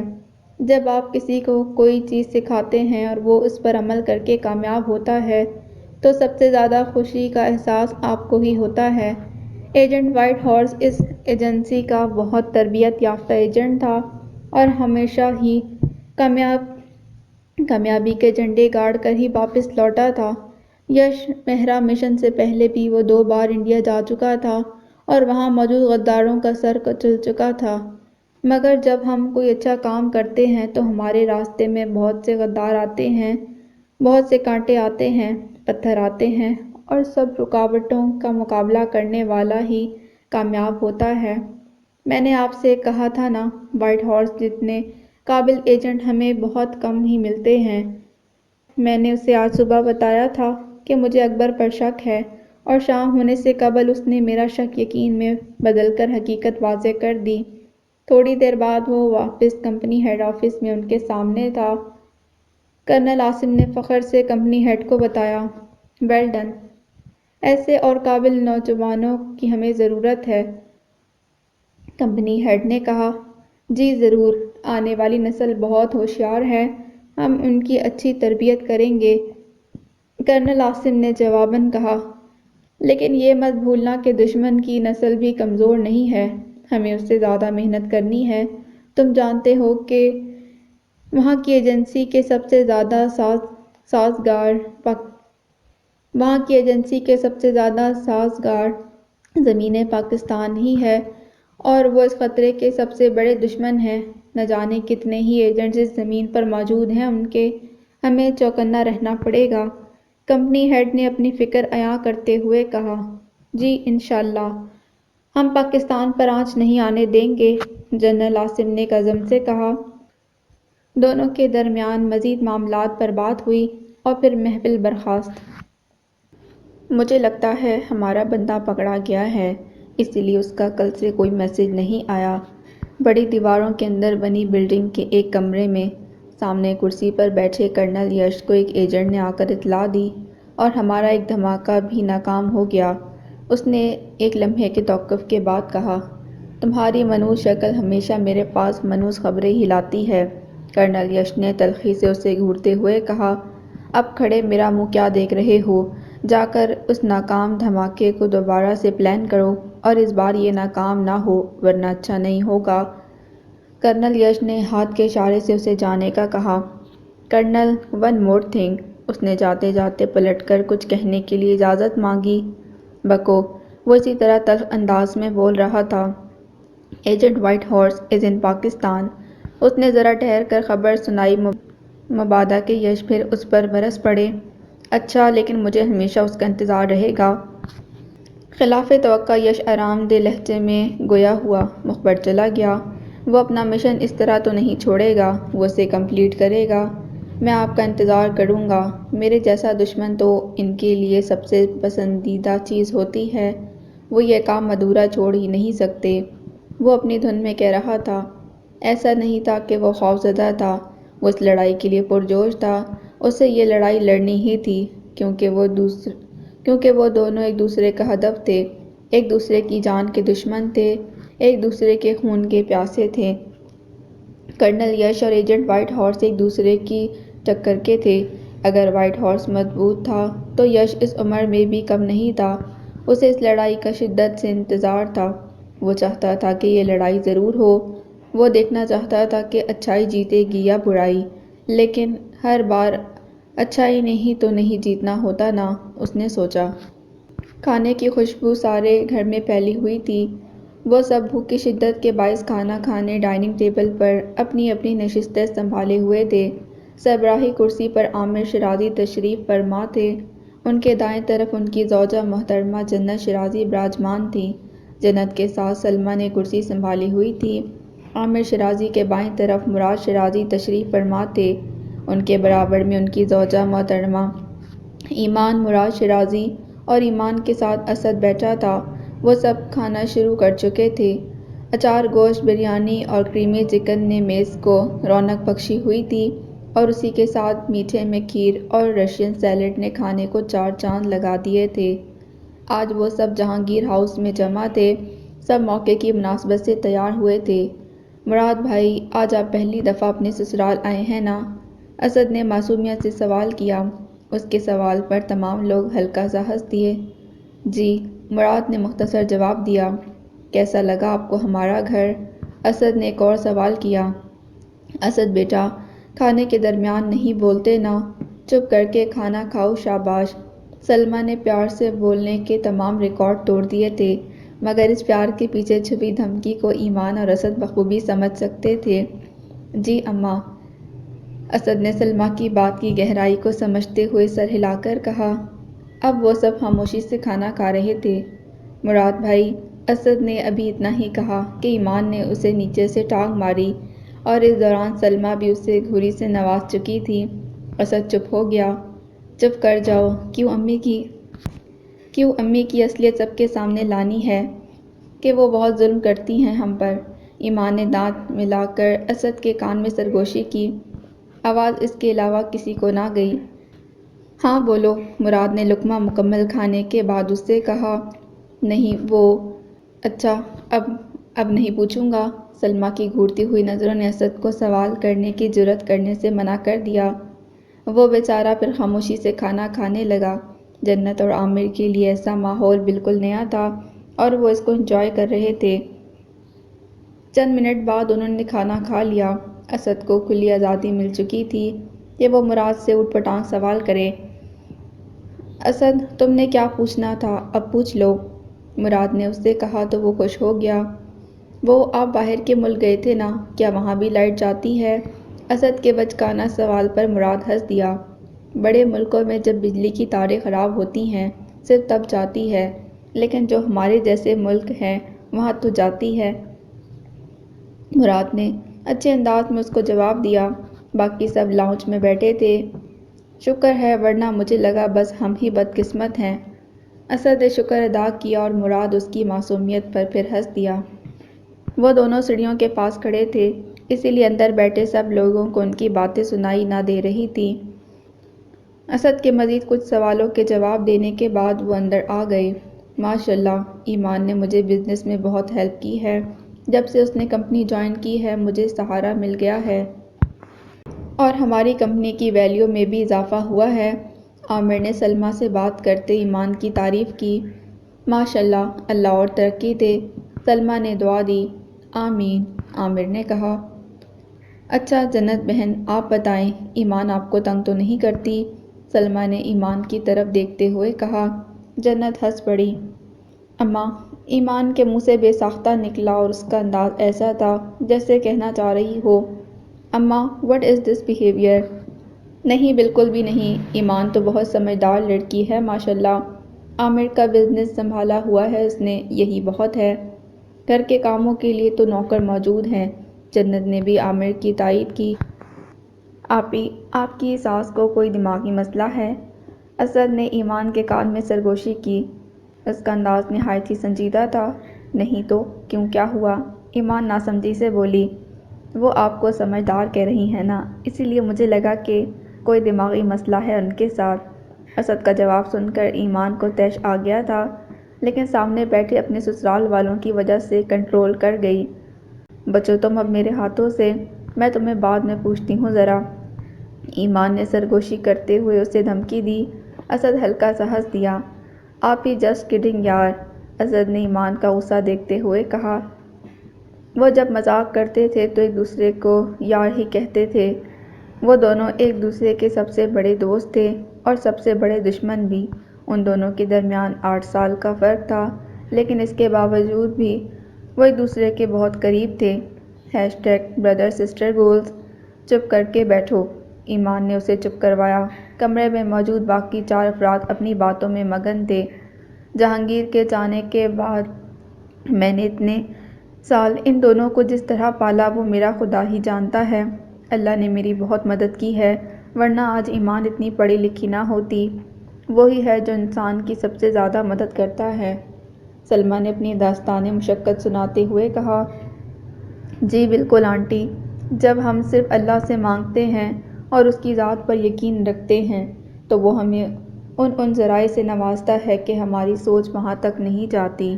بے شک وہ بہتر کارساز ہے، مراد نے سلمیٰ کی ہاں میں ہاں ملاتے ہوئے کہا۔ صحیح کہا بیٹا، بس اللہ اپنے علاوہ کسی کا محتاج نہ کرے، سلمیٰ نے نم لہجے میں کہا۔ سب نے بیک وقت آمین کہا۔ سلمیٰ کا نم لہجہ دیکھ کر جنت نے اس کے کندھے پر ہاتھ رکھتے انہیں تسلی دی۔ اللہ آپ کو اور ہمت دے۔ ویسے آپ کو فورس نہیں کیا گیا کہ شادی کر لیں، یعنی سوری اگر آپ نے مائنڈ کیا۔ جنت کے ذہن میں آیا سوال اب سب سن چکے تھے۔ میں کیسے کر لیتی شادی؟ دوسری شادی سے شوہر کو بیوی مل جاتی ہے، اور اگر عورت کرے تو اسے شوہر مل جاتا ہے، لیکن بچوں کو کبھی ماں یا باپ نہیں ملتے۔ میں اپنے بچوں کو اس کرب سے بچانا چاہتی تھی، اس لیے میں نے یہ قدم نہیں اٹھایا۔ میں دوسری شادی کے خلاف نہیں ہوں، بے شک یہ اللہ کا حکم ہے، لیکن ہم جس معاشرے میں رہتے ہیں اور پھر ہم جس معاشرے کی مثالیں دیتے ہیں وہ لوگ ہماری طرح نہیں تھے۔ اگر ان لوگوں نے 4 شادیاں کی ہیں تو وہ اللہ کے نیک بندے بھی تھے، ہمیں صرف شادی والے معاملے پر ان کی مثالیں یاد آ جاتی ہیں، باقی ہم بھول جاتے ہیں۔ سلمیٰ باقاعدہ رونے لگی تھیں۔ ماضی کی چوٹوں کو جب بھی یاد کرو وہ تکلیف کے سوا کچھ نہیں دیتیں۔ اماں بس کر دیں، دیکھیں مجھے بھی رونا آ رہا ہے۔ اگر میں رونے لگ گئی تو میرا سارا میک اپ خراب ہو جائے گا، اتنا مہنگا میک اپ ہے۔ ایمان نے سلمیٰ کو ہنسانے کے لیے یہ بات کہی تھی۔ اس کی بات پر سلمیٰ سمیت سبھی ہنس دیے۔ اب باتوں کا موضوع بدل چکا تھا۔ مراد صاحب، ایمان نے اپنے ساتھ بیٹھے مراد کو پیار سے مخاطب کیا۔ آواز آہستہ ہی تھی۔ جی حکم بیگم صاحبہ، وہ تابعداری سے بولا۔ آئیں میں آپ کو اپنا کمرہ دکھاتی ہوں۔ ایمان نے اسے آفر کی۔ جو حکم سرکار، وہ مان گیا۔ توبہ کیسے شریف بن رہے ہیں سب کے سامنے، ایمان نے شرارتی انداز میں کہا۔ شریف آدمی شریف ہی بنے گا نا، مراد نے بھی اسی کے انداز میں کہا۔ ہاں جی جی، ایک آپ شریف اور ایک نواز شریف، ایمان نے کہا اور دونوں کا ہلکا سا قہقہ بلند ہوا۔ ڈرائنگ روم میں بیٹھے سب کی نظریں ان پر اٹھیں۔ وہ دونوں اسی طرح ہنس رہے تھے۔ ایک دم سب کو دیکھ کر وہ چپ کر گئے۔ اماں، میں مراد کو اپنا کمرہ دکھانے جا رہی ہوں، ایمان نے سب کی توجہ ہٹانے کے لیے کہا۔ اوکے، سلمیٰ نے سر ہلایا۔ آپی، میں بھی آؤں؟ اسد نے پوچھا۔ نہیں، کیا تم نے میرا کمرہ پہلے نہیں دیکھا ہوا؟ وہ فوراً بولی۔ اسد بیٹا، انہیں ڈسٹرب مت کرو، سلمیٰ نے اسد کو جانے سے روکا۔ آپ لوگ ٹھیک ہیں بھائی؟ جیسے ہی شادی ہوتی ہے چھوٹے بہن بھائیوں کو بھول جاتے ہیں، وہ ناراضی سے منہ بسور کر کہتا واپس صوفے پر بیٹھ گیا۔ اس کے انداز پر مہمان مسکرا دیے۔ اچھا کوئی بات نہیں، تم ہمارے ساتھ چل سکتے ہو، مراد نے ہنس کر اسے کہا۔ اسد فوراً مان گیا۔ بڑے ہی شوخے ہو ویسے تم، ڈرائنگ روم سے باہر نکلتے ہی ایمان نے اسے گھورتے ہوئے کہا۔ مراد بھائی، آپ کی بیوی مجھے مارنا چاہتی ہے، اسد نے مراد کا سہارا لیتے ہوئے کہا۔ مراد پھر ہنس دیا۔ کچھ نہیں کہے گی وہ، مراد نے اسد کو ہنستے ہوئے تسلی دی۔ ہاں جیسے میں ڈائن ہوں نا، ایمان خفگی سے بولی۔ شکر آپی، آپ خود ہی مان گئیں، اسد کہہ کر اوپر بھاگ گیا۔ مراد ان دونوں کی لڑائی بہت انجوائے کر رہا تھا۔ وہ دونوں سیڑھیاں چڑھتے ہوئے اوپر آ گئے۔ ایمان کا کمرہ آج بھی ایسا ہی تھا۔ وہ بہت صاف ستھری لڑکی تھی۔ بے شک اسے کچن کا کام نہیں آتا تھا، مگر وہ ہمیشہ اپنا کمرہ صاف ستھرا رکھتی تھی۔ سلمیٰ کچن میں کام کرتی تو ایمان نے گھر صاف رکھنے کی ذمہ داری اٹھائی ہوئی تھی۔ وہ اپنے کمرے کے ساتھ ساتھ خود کو بھی صاف ستھرا ہی رکھتی تھی۔ پتہ نہیں کون لوگ ہوتے ہیں جو ہمیشہ گندے رہتے ہیں، نہ خود کی صفائی کا خیال نہ گھر کی، حالانکہ سب کو پتہ ہے کہ صفائی نصف ایمان ہے۔ یہ بات مراد نے بھی نوٹ کی تھی کہ ایمان بہت صاف ستھری لڑکی تھی۔ اپنے ساتھ ساتھ وہ مراد کی چیزیں بھی ہمیشہ صاف رکھتی۔ آفس میں کام کرنے کے باوجود بھی کبھی اس کا کمرہ گندا نہیں ہوا تھا۔ مراد کو اس کی عادت پسند تھی، کیونکہ وہ خود بھی ایک صاف ستھرا لڑکا تھا۔ جب وہ اکیڈمی ہاسٹل میں تھا تب اس کا کمرہ دوسرے لڑکوں کی نسبت بہت صاف ہوتا تھا۔ ٹیچرز ہمیشہ اس کی اس عادت کی تعریف کرتے۔ تمہارا کمرہ بہت پیارا ہے، مراد نے کمرے کا جائزہ لینے کے بعد ایمان سے کہا۔ تھینکس، ایمان نے تعریف وصول کی۔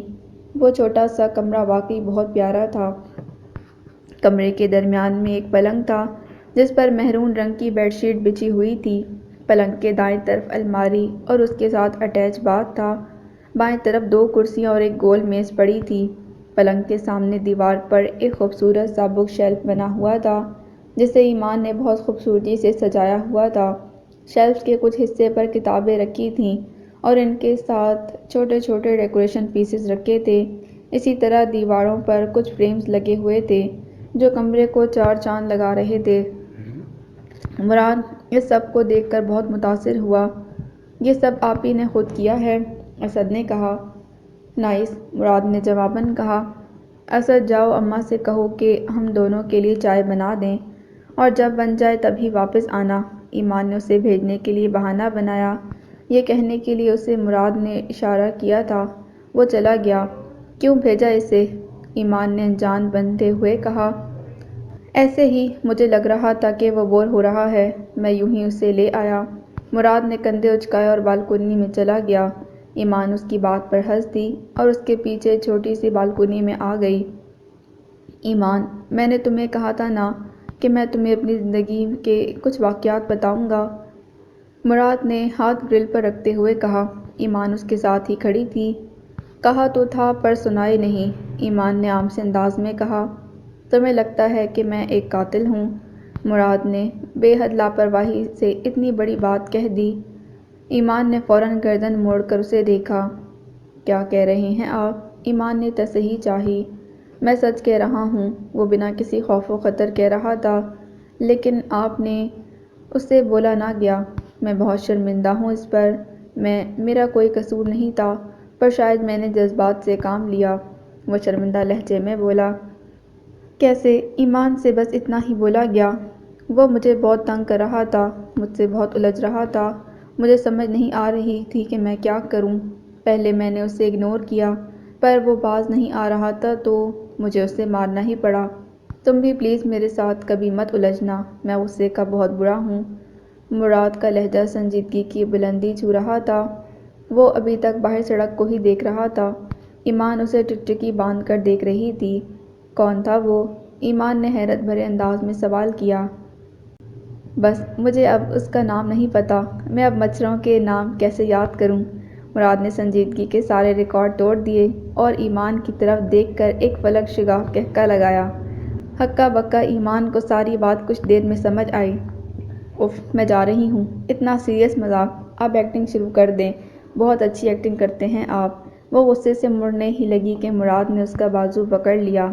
وہ ابھی تک ہنس رہا تھا۔ اچھا سوری، اس نے ہنستے ہوئے معذرت کی۔ چھوڑے میرا ہاتھ، وہ ناراضگی سے بولی۔ یہ ہاتھ چھوڑنے کے لیے نہیں تھاما میں نے، وہ پیار سے بولا۔ زیادہ مجنوں بننے کی ضرورت نہیں، وہ طنزیہ لہجے میں طنزیہ مسکراہٹ سے بولی۔ مراد ایک بار پھر ہنس دیا۔ اب کی بار ایمان بھی اس کی شرارت پر ہنس پڑی۔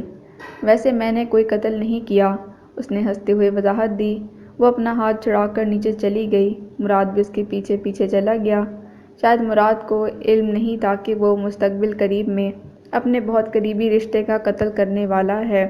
اگر اسے معلوم ہوتا تو وہ یہ نہ کہتا۔ سر، آج کل یہ لوگ شاید وائٹ ہارس کو بھول گئے ہیں، اس کا کوئی مزید ذکر نہیں کر رہا۔ میرے خیال میں یہ بہتر موقع ہے، اب وائٹ ہارس کو بھیج دیں۔ ایجنٹ بل کا میسج کرنل عاصم کو موصول ہوا تو انہوں نے وائٹ ہارس سے بات کی۔ کیا تم تیار ہو؟ کرنل عاصم نے پوچھا۔ آف کورس، وہ عزم سے بولا۔ اس کا پتہ صاف کر کے ہی آنا، اور تم جانتے ہو کہ یہ کیسے کرنا ہے۔ میں کمپنی ہیڈ کو تمہاری روانگی کا بتا دیتا ہوں۔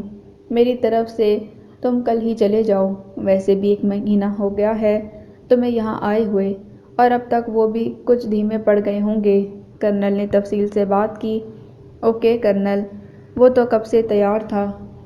ہاں، تم کہہ رہے تھے کہ گھر جانا ہے، کرنل عاصم نے یاد آنے پر پوچھا۔ جی کرنل، اس نے کہا۔ اوکے، چلے جاؤ پر جلدی آ جانا۔ You have to prepare yourself too, وہ کہہ کر مڑ گئے۔ وہ گھر والوں سے ملنے چلا گیا۔ راستے میں اس مشن کو کامیاب بنانے کی ترکیبیں سوچ رہا تھا۔ یہ اس کی زندگی کا سب سے پیچیدہ مشن تھا، کیونکہ اس میں اس کی اپنی ذات کے بارے میں کئی سوال دفن تھے۔ وہ صرف تب ہی کھل سکتے تھے جب وہ دونوں آمنے سامنے بیٹھ کر بات کرتے۔ ان دونوں کے ہاتھ پر ایک جیسا نشان اسے سب سے زیادہ الجھائے ہوئے تھا۔ باب نمبر 8 ڈاکومنٹس۔ میں سمجھتی ہوں کہ اب مجھے سمجھ آ گئی ہے، میں اپنے بھول پن کو پیچھے چھوڑ آئی ہوں۔ میں نکل آئی ہوں ان بے خبری کی وادیوں سے، میں چھوڑ آئی ہوں ان بے روح حقیقتوں کو۔ میں اب بدل چکی ہوں، کیونکہ مجھے اب سمجھ آ گئی ہے۔ رات کا اندھیرا ہر سو اپنی حکومت پھیلائے ہوئے تھا، پر بڑے شہر کی چہل پہل پر کوئی اثر نہیں پڑا تھا۔ شہر اسی طرح چل رہا تھا، رات میں بھی دن کا سماں تھا۔ ریسٹورنٹ کے 2 پرسن ٹیبل پر بیٹھے وہ دونوں ایک دوسرے سے باتیں کرنے کے ساتھ کافی کے کڑوے مگر مزیدار گھونٹ بھر رہے تھے۔ آس پاس اور بھی لوگ بیٹھے تھے۔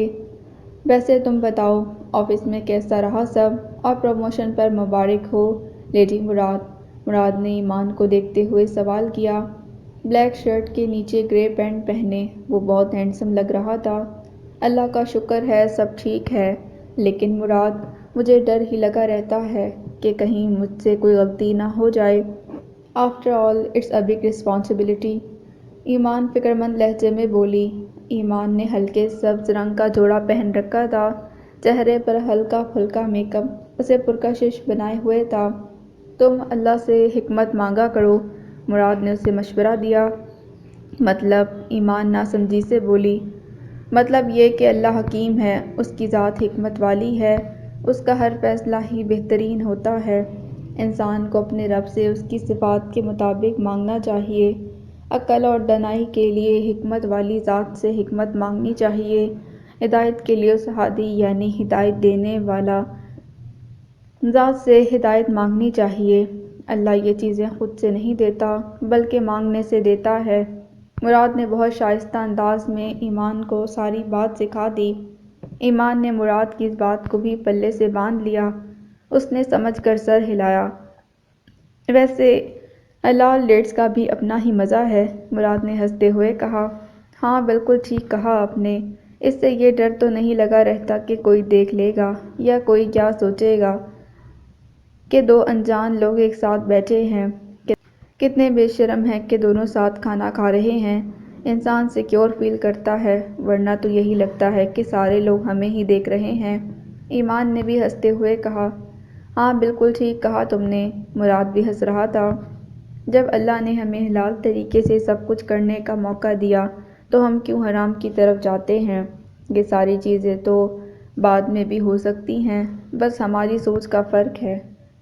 جو لوگ شادی سے پہلے ہی سب کر چکے ہوتے ہیں، وہ شادی کے بعد سوچتے ہیں اب تو ساری زندگی ساتھ رہنا ہے تو کوئی نہیں، اور ویسے بھی یہ اب ہمارے لیے کوئی نئی بات نہیں۔ کافی کے دوران مزید باتوں سے لطف اندوز ہونے کے بعد وہ گھر چلے گئے۔ وہ کسی بات پر ہنستے ہوئے گھر میں داخل ہوئے، پر سامنے غصے میں کھڑی جنت کو دیکھ کر ان کی ساری ہنسی ہوا میں گھل گئی۔ تم دونوں اس ٹائم کہاں سے آ رہے ہو؟ جنت بغیر بتائے گئے ہوئے مسٹر اینڈ مسز میراج شیرازی کو ذرا غصے سے کہنے لگی۔ وہ آنٹی یہ لے کر گئے تھے، کافی پینے کا دل کر رہا تھا۔ ایمان نے سارا ملبہ مراد پر ڈال کر خود کو کلیئر کیا۔ موم یہ جھوٹ بول رہی ہے، اس نے ہی کہا تھا، مراد نے اپنی جان بچانے والے انداز میں کہا۔ اللہ، وہ ذرا اونچا بولی۔ لفظ اللہ کو اس نے ذرا لمبا کیا تھا۔ کیا یہ سچ نہیں ہے؟ مراد نے اس سے گھور کر پوچھا۔ ہاں سچ تو ہے، وہ بولی۔ وہ اب شرمندہ ہو رہی تھی کہ اس نے اپنی ذات کے سامنے ان کے بیٹے کو قصوروار ٹھہرایا۔ تو پھر کس کا قصور ہوا؟ مراد نے ایک اور سوال کیا۔ آپ کا ہی ہے، وہ جھٹ سے بولی۔ ابھی بھی میرا؟ وہ کیسے؟ اس نے دوبارہ سوال تو آپ ہی ریسٹورنٹ تک لے کر گئے تھے اور کوئی فرشتہ آیا تھا، وہ اپنے معصومانہ انداز میں بولی۔ وہ خفا ہوئی۔ گاڑی تو آپ نے ہی چلائی تھی نا؟ جنت ان دونوں کی بحث کے دوران خاموش رہیں، مگر ایمان کی آخری بات سن کر ان کی خاموشی ٹوٹ کر ہنسی میں بدل گئی۔ ان دونوں نے بیک وقت انہیں دیکھا۔ کیا پنچایت لگی ہوئی ہے یہاں؟ کمرے سے نکلتے عامر شیرازی نے سوال کیا۔ آپ کے بچے بغیر بتائے آدھی رات کو باہر گھوم رہے ہیں، ذرا ڈانٹیں انہیں، کم از کم بتا کر ہی جایا کریں، پیچھے ماں باپ کو ٹینشن ہونے لگ جاتی ہے۔ جنت نے سارے گلے کر دیے۔ صرف میرے بچے؟ عامر نے سارے گلے انسنے کر دیے۔ جنت جھنجھلا گئی۔ مطلب ہم دونوں کے؟ جنت نے تصحیح کی۔ ہاں اب ٹھیک ہے، وہ شرارت کے موڈ میں تھے۔ میں آپ سے کہہ رہی ہوں انہیں ڈانٹیں اور آپ میری غلطیاں نکالنے لگ گئے ہیں۔ اب مراد اور ایمان خاموشی سے ان دونوں کو دیکھ رہے تھے۔ جنت کی بات پر ان کی خاموشی بھی ٹوٹ کر ہنسی میں بدل گئی۔ ڈانٹے بھی؟ جنت نے خفگی سے کہا اور ان کی طرف اشارہ کیا۔ آئندہ مت کرنا ایسے، عامر نے بس اتنا کہا اور پلٹ گئے۔ آپ سے اچھا تو میں خود ہی ڈانٹ لیتی، جنت نے اس بار بھی خفگی سے کہا، تو عامر واپس مڑے اور ہنس دیے۔ چند قدموں کی مسافت دور کر کے وہ ان دونوں مجرموں کے قریب آئے۔ آئندہ ایسی غلطی نہ کرنا، بتا کر جایا کرو۔ ہم کون سا روکتے ہیں، لیکن پیچھے لوگوں کا بھی خیال کرنا چاہیے بچوں۔ عامر نے ان دونوں کے سروں پر ہلکی سی چپت لگائی اور وہ سب ہنس دیے۔ جنت نے سب کو خوش دیکھ کر دل ہی دل میں دعا کی کہ اللہ ہمارے اس گھرانے کو کبھی نہ توڑنا، مگر شاید جنت کی یہ دعا قبول نہ ہونے والی دعاؤں میں سے تھی، یہ تو کسی کو نہیں پتہ تھا۔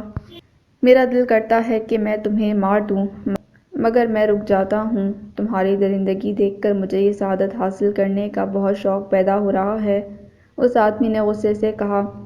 تم انسان نہیں ہو سکتے، وہ مزید کہہ رہا تھا۔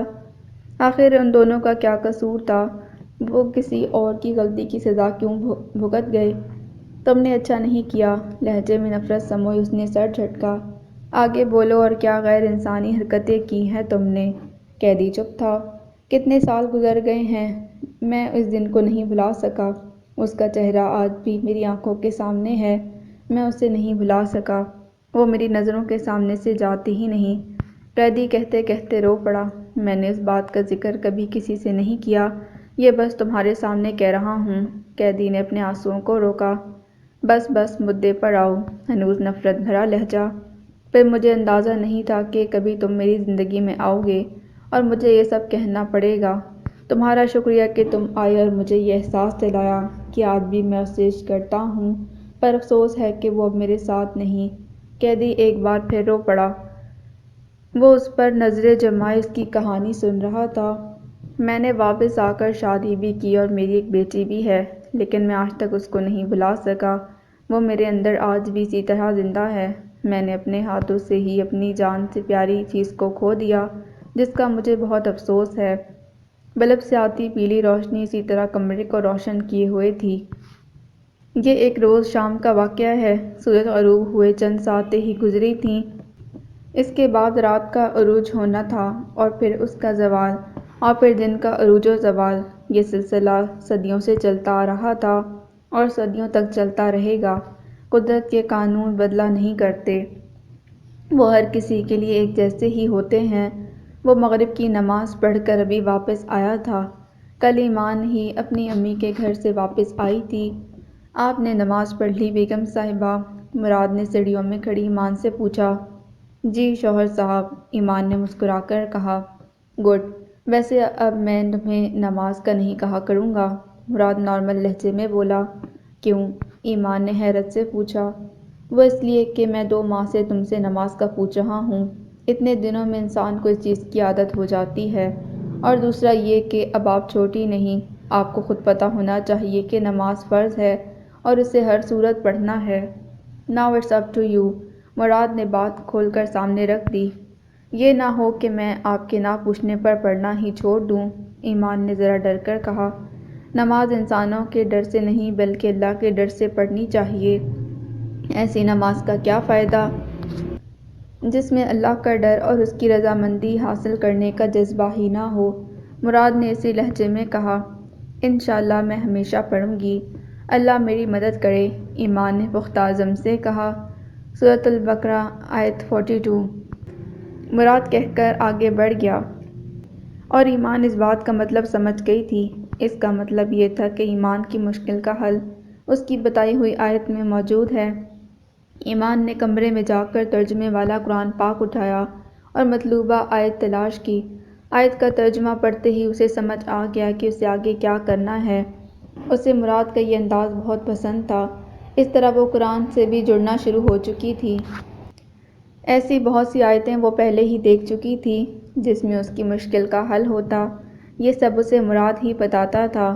نیچے لاؤنج میں بیٹھا مراد موبائل پر مصروف تھا کہ تیار شیار سی جنت اندر آئیں اور مراد ان کو دیکھ کر سیدھا ہو گیا۔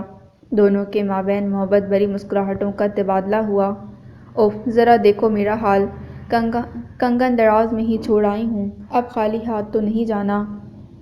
مراد جاؤ بیٹا، تم الماری کے دراز سے 2 کڑے لے آؤ، سائڈ پر ہی ہوں گے۔ علت میں نظر آتی جنت پریشان ہو گئی۔ اوکے مام، وہ سعادت مندی سے اٹھا اور چلا گیا۔ جنت کی نظروں نے دور تک اس کا پیچھا کیا، وہ اسے مسکراتے دیکھ رہی تھیں۔ صوفے پر بیٹھتے جنت نے دل ہی دل میں مراد کو دعائیں دیں۔ وہ کسی خیال کے تہخانوں میں گھس گئی تھی۔ انتہائی نارمل انداز میں چلتا مراد کمرے میں داخل ہوا۔ وہ کمرہ تمام جدید قسم کی چیزوں سے آرائش شدہ تھا۔ عام انداز میں قدم اٹھاتا وہ الماری کی طرف بڑھ گیا۔ بڑا دروازہ کھولتے ہی اسے ایک دراز نظر آیا۔ وہ سمجھ چکا تھا کہ جنت اسی کے متعلق کہہ رہی تھی، اس بات سے بے خبر کہ ابھی اس کی زندگی بدلنے والی ہے۔ اس نے دراز کھول دیا۔ اندر مختلف چیزیں پڑی ہوئی تھیں۔ بے خبر مراد جنت کے کنگن ڈھونڈ رہا تھا کہ اسے کچھ اور نظر آیا جس نے اس کی توجہ اپنی طرف مبذول کر دی۔ وہ تو بے خبر تھا، اسی لیے اس نے وہ فائل اٹھا لی۔ بے خبری انسان سے کیا کیا کروا لیتی ہے، جس چیز کو انسان اپنے ہوش میں بھی جاننا نہیں چاہتا، بے خبری اسے وہی چیز تھال میں پیش کر کے سامنے رکھ دیتی ہے۔ نہ چاہتے ہوئے بھی انسان اس کی طرف متوجہ ہو جاتا ہے، اور اس متوجہ ہونے کی انسان کو بہت بڑی قیمت ادا کرنی پڑتی ہے۔ فائل کے صفحے آگے کرتا مراد کا رنگ فک ہو گیا۔ وہ گنگ چہرے کے ساتھ اس فائل میں موجود کاغذات کو پڑھ رہا تھا۔ اس کے ہونٹ ساکت ہو گئے، جیسے اس کا وجود بھی ساکت ہو گیا تھا۔ اسے لگا وہ اپنی جگہ سے ایک قدم بھی نہیں ہل سکے گا۔ قدرت کا یہ کیسا انکشاف تھا آخر؟ وہ یہ سمجھ نہیں پا رہا تھا۔ آخر ایسا کیسے ہو سکتا ہے؟ یہ سب کیسے؟ دور دماغ کے خانوں میں اس کی سوچ بھی بے ربط ہو رہی تھی۔ یہ ناممکن ہے، اس کے دل نے کہا۔ اگلا صفحہ آگے کرنے سے اس کے شک کو یقین کا سامنا کرنا پڑا۔ ایک صفحے پر مراد کی تصویر چسپاں تھی۔ وہ اپنی بچپن کی تصویر کو بہت اچھے طریقے سے پہچانتا تھا۔ وہ دھوکہ نہیں کھا سکتا تھا کہ وہ تصویر والا بچہ وہی ہے۔ میں اس سے مزید کچھ نہ کہا گیا۔ آنکھوں میں ڈھیروں بے یقینی لیے وہ اس فائل کو دیکھ رہا تھا۔ صفحے کے نچلے حصے پر نظر پڑتے ہی اس کا شک مزید یقین میں بدل گیا۔ وہاں عامر شیرازی اور جنت شیرازی کے ناموں کے ساتھ ساتھ ان کے دستخط بھی موجود تھے۔ ان کے دستخط کو بھی وہ بغیر کسی دقت کے پہچان سکتا تھا۔ تمام چیزیں پڑھنے کے بعد اسے اپنا آپ بہت جھوٹا لگنے لگا۔ اسے اپنا سارا وجود ہی جھوٹا لگا۔ وہ چاہ رہا تھا کہ یہ سب خواب ہو، مگر خواب اتنے کلیئر نہیں ہوتے۔ یہ حقیقت ہی تھی۔ جھوٹ، بے یقینی، لا علمی، بے خبری، کیا نہیں تھا وہاں جو اس کے وجود کو گھیرے میں لیے ہوئے نہ تھا؟ وہ جیسے بکھر گیا۔ اسے سارا آسمان اپنے سر پر گرتا محسوس ہوا۔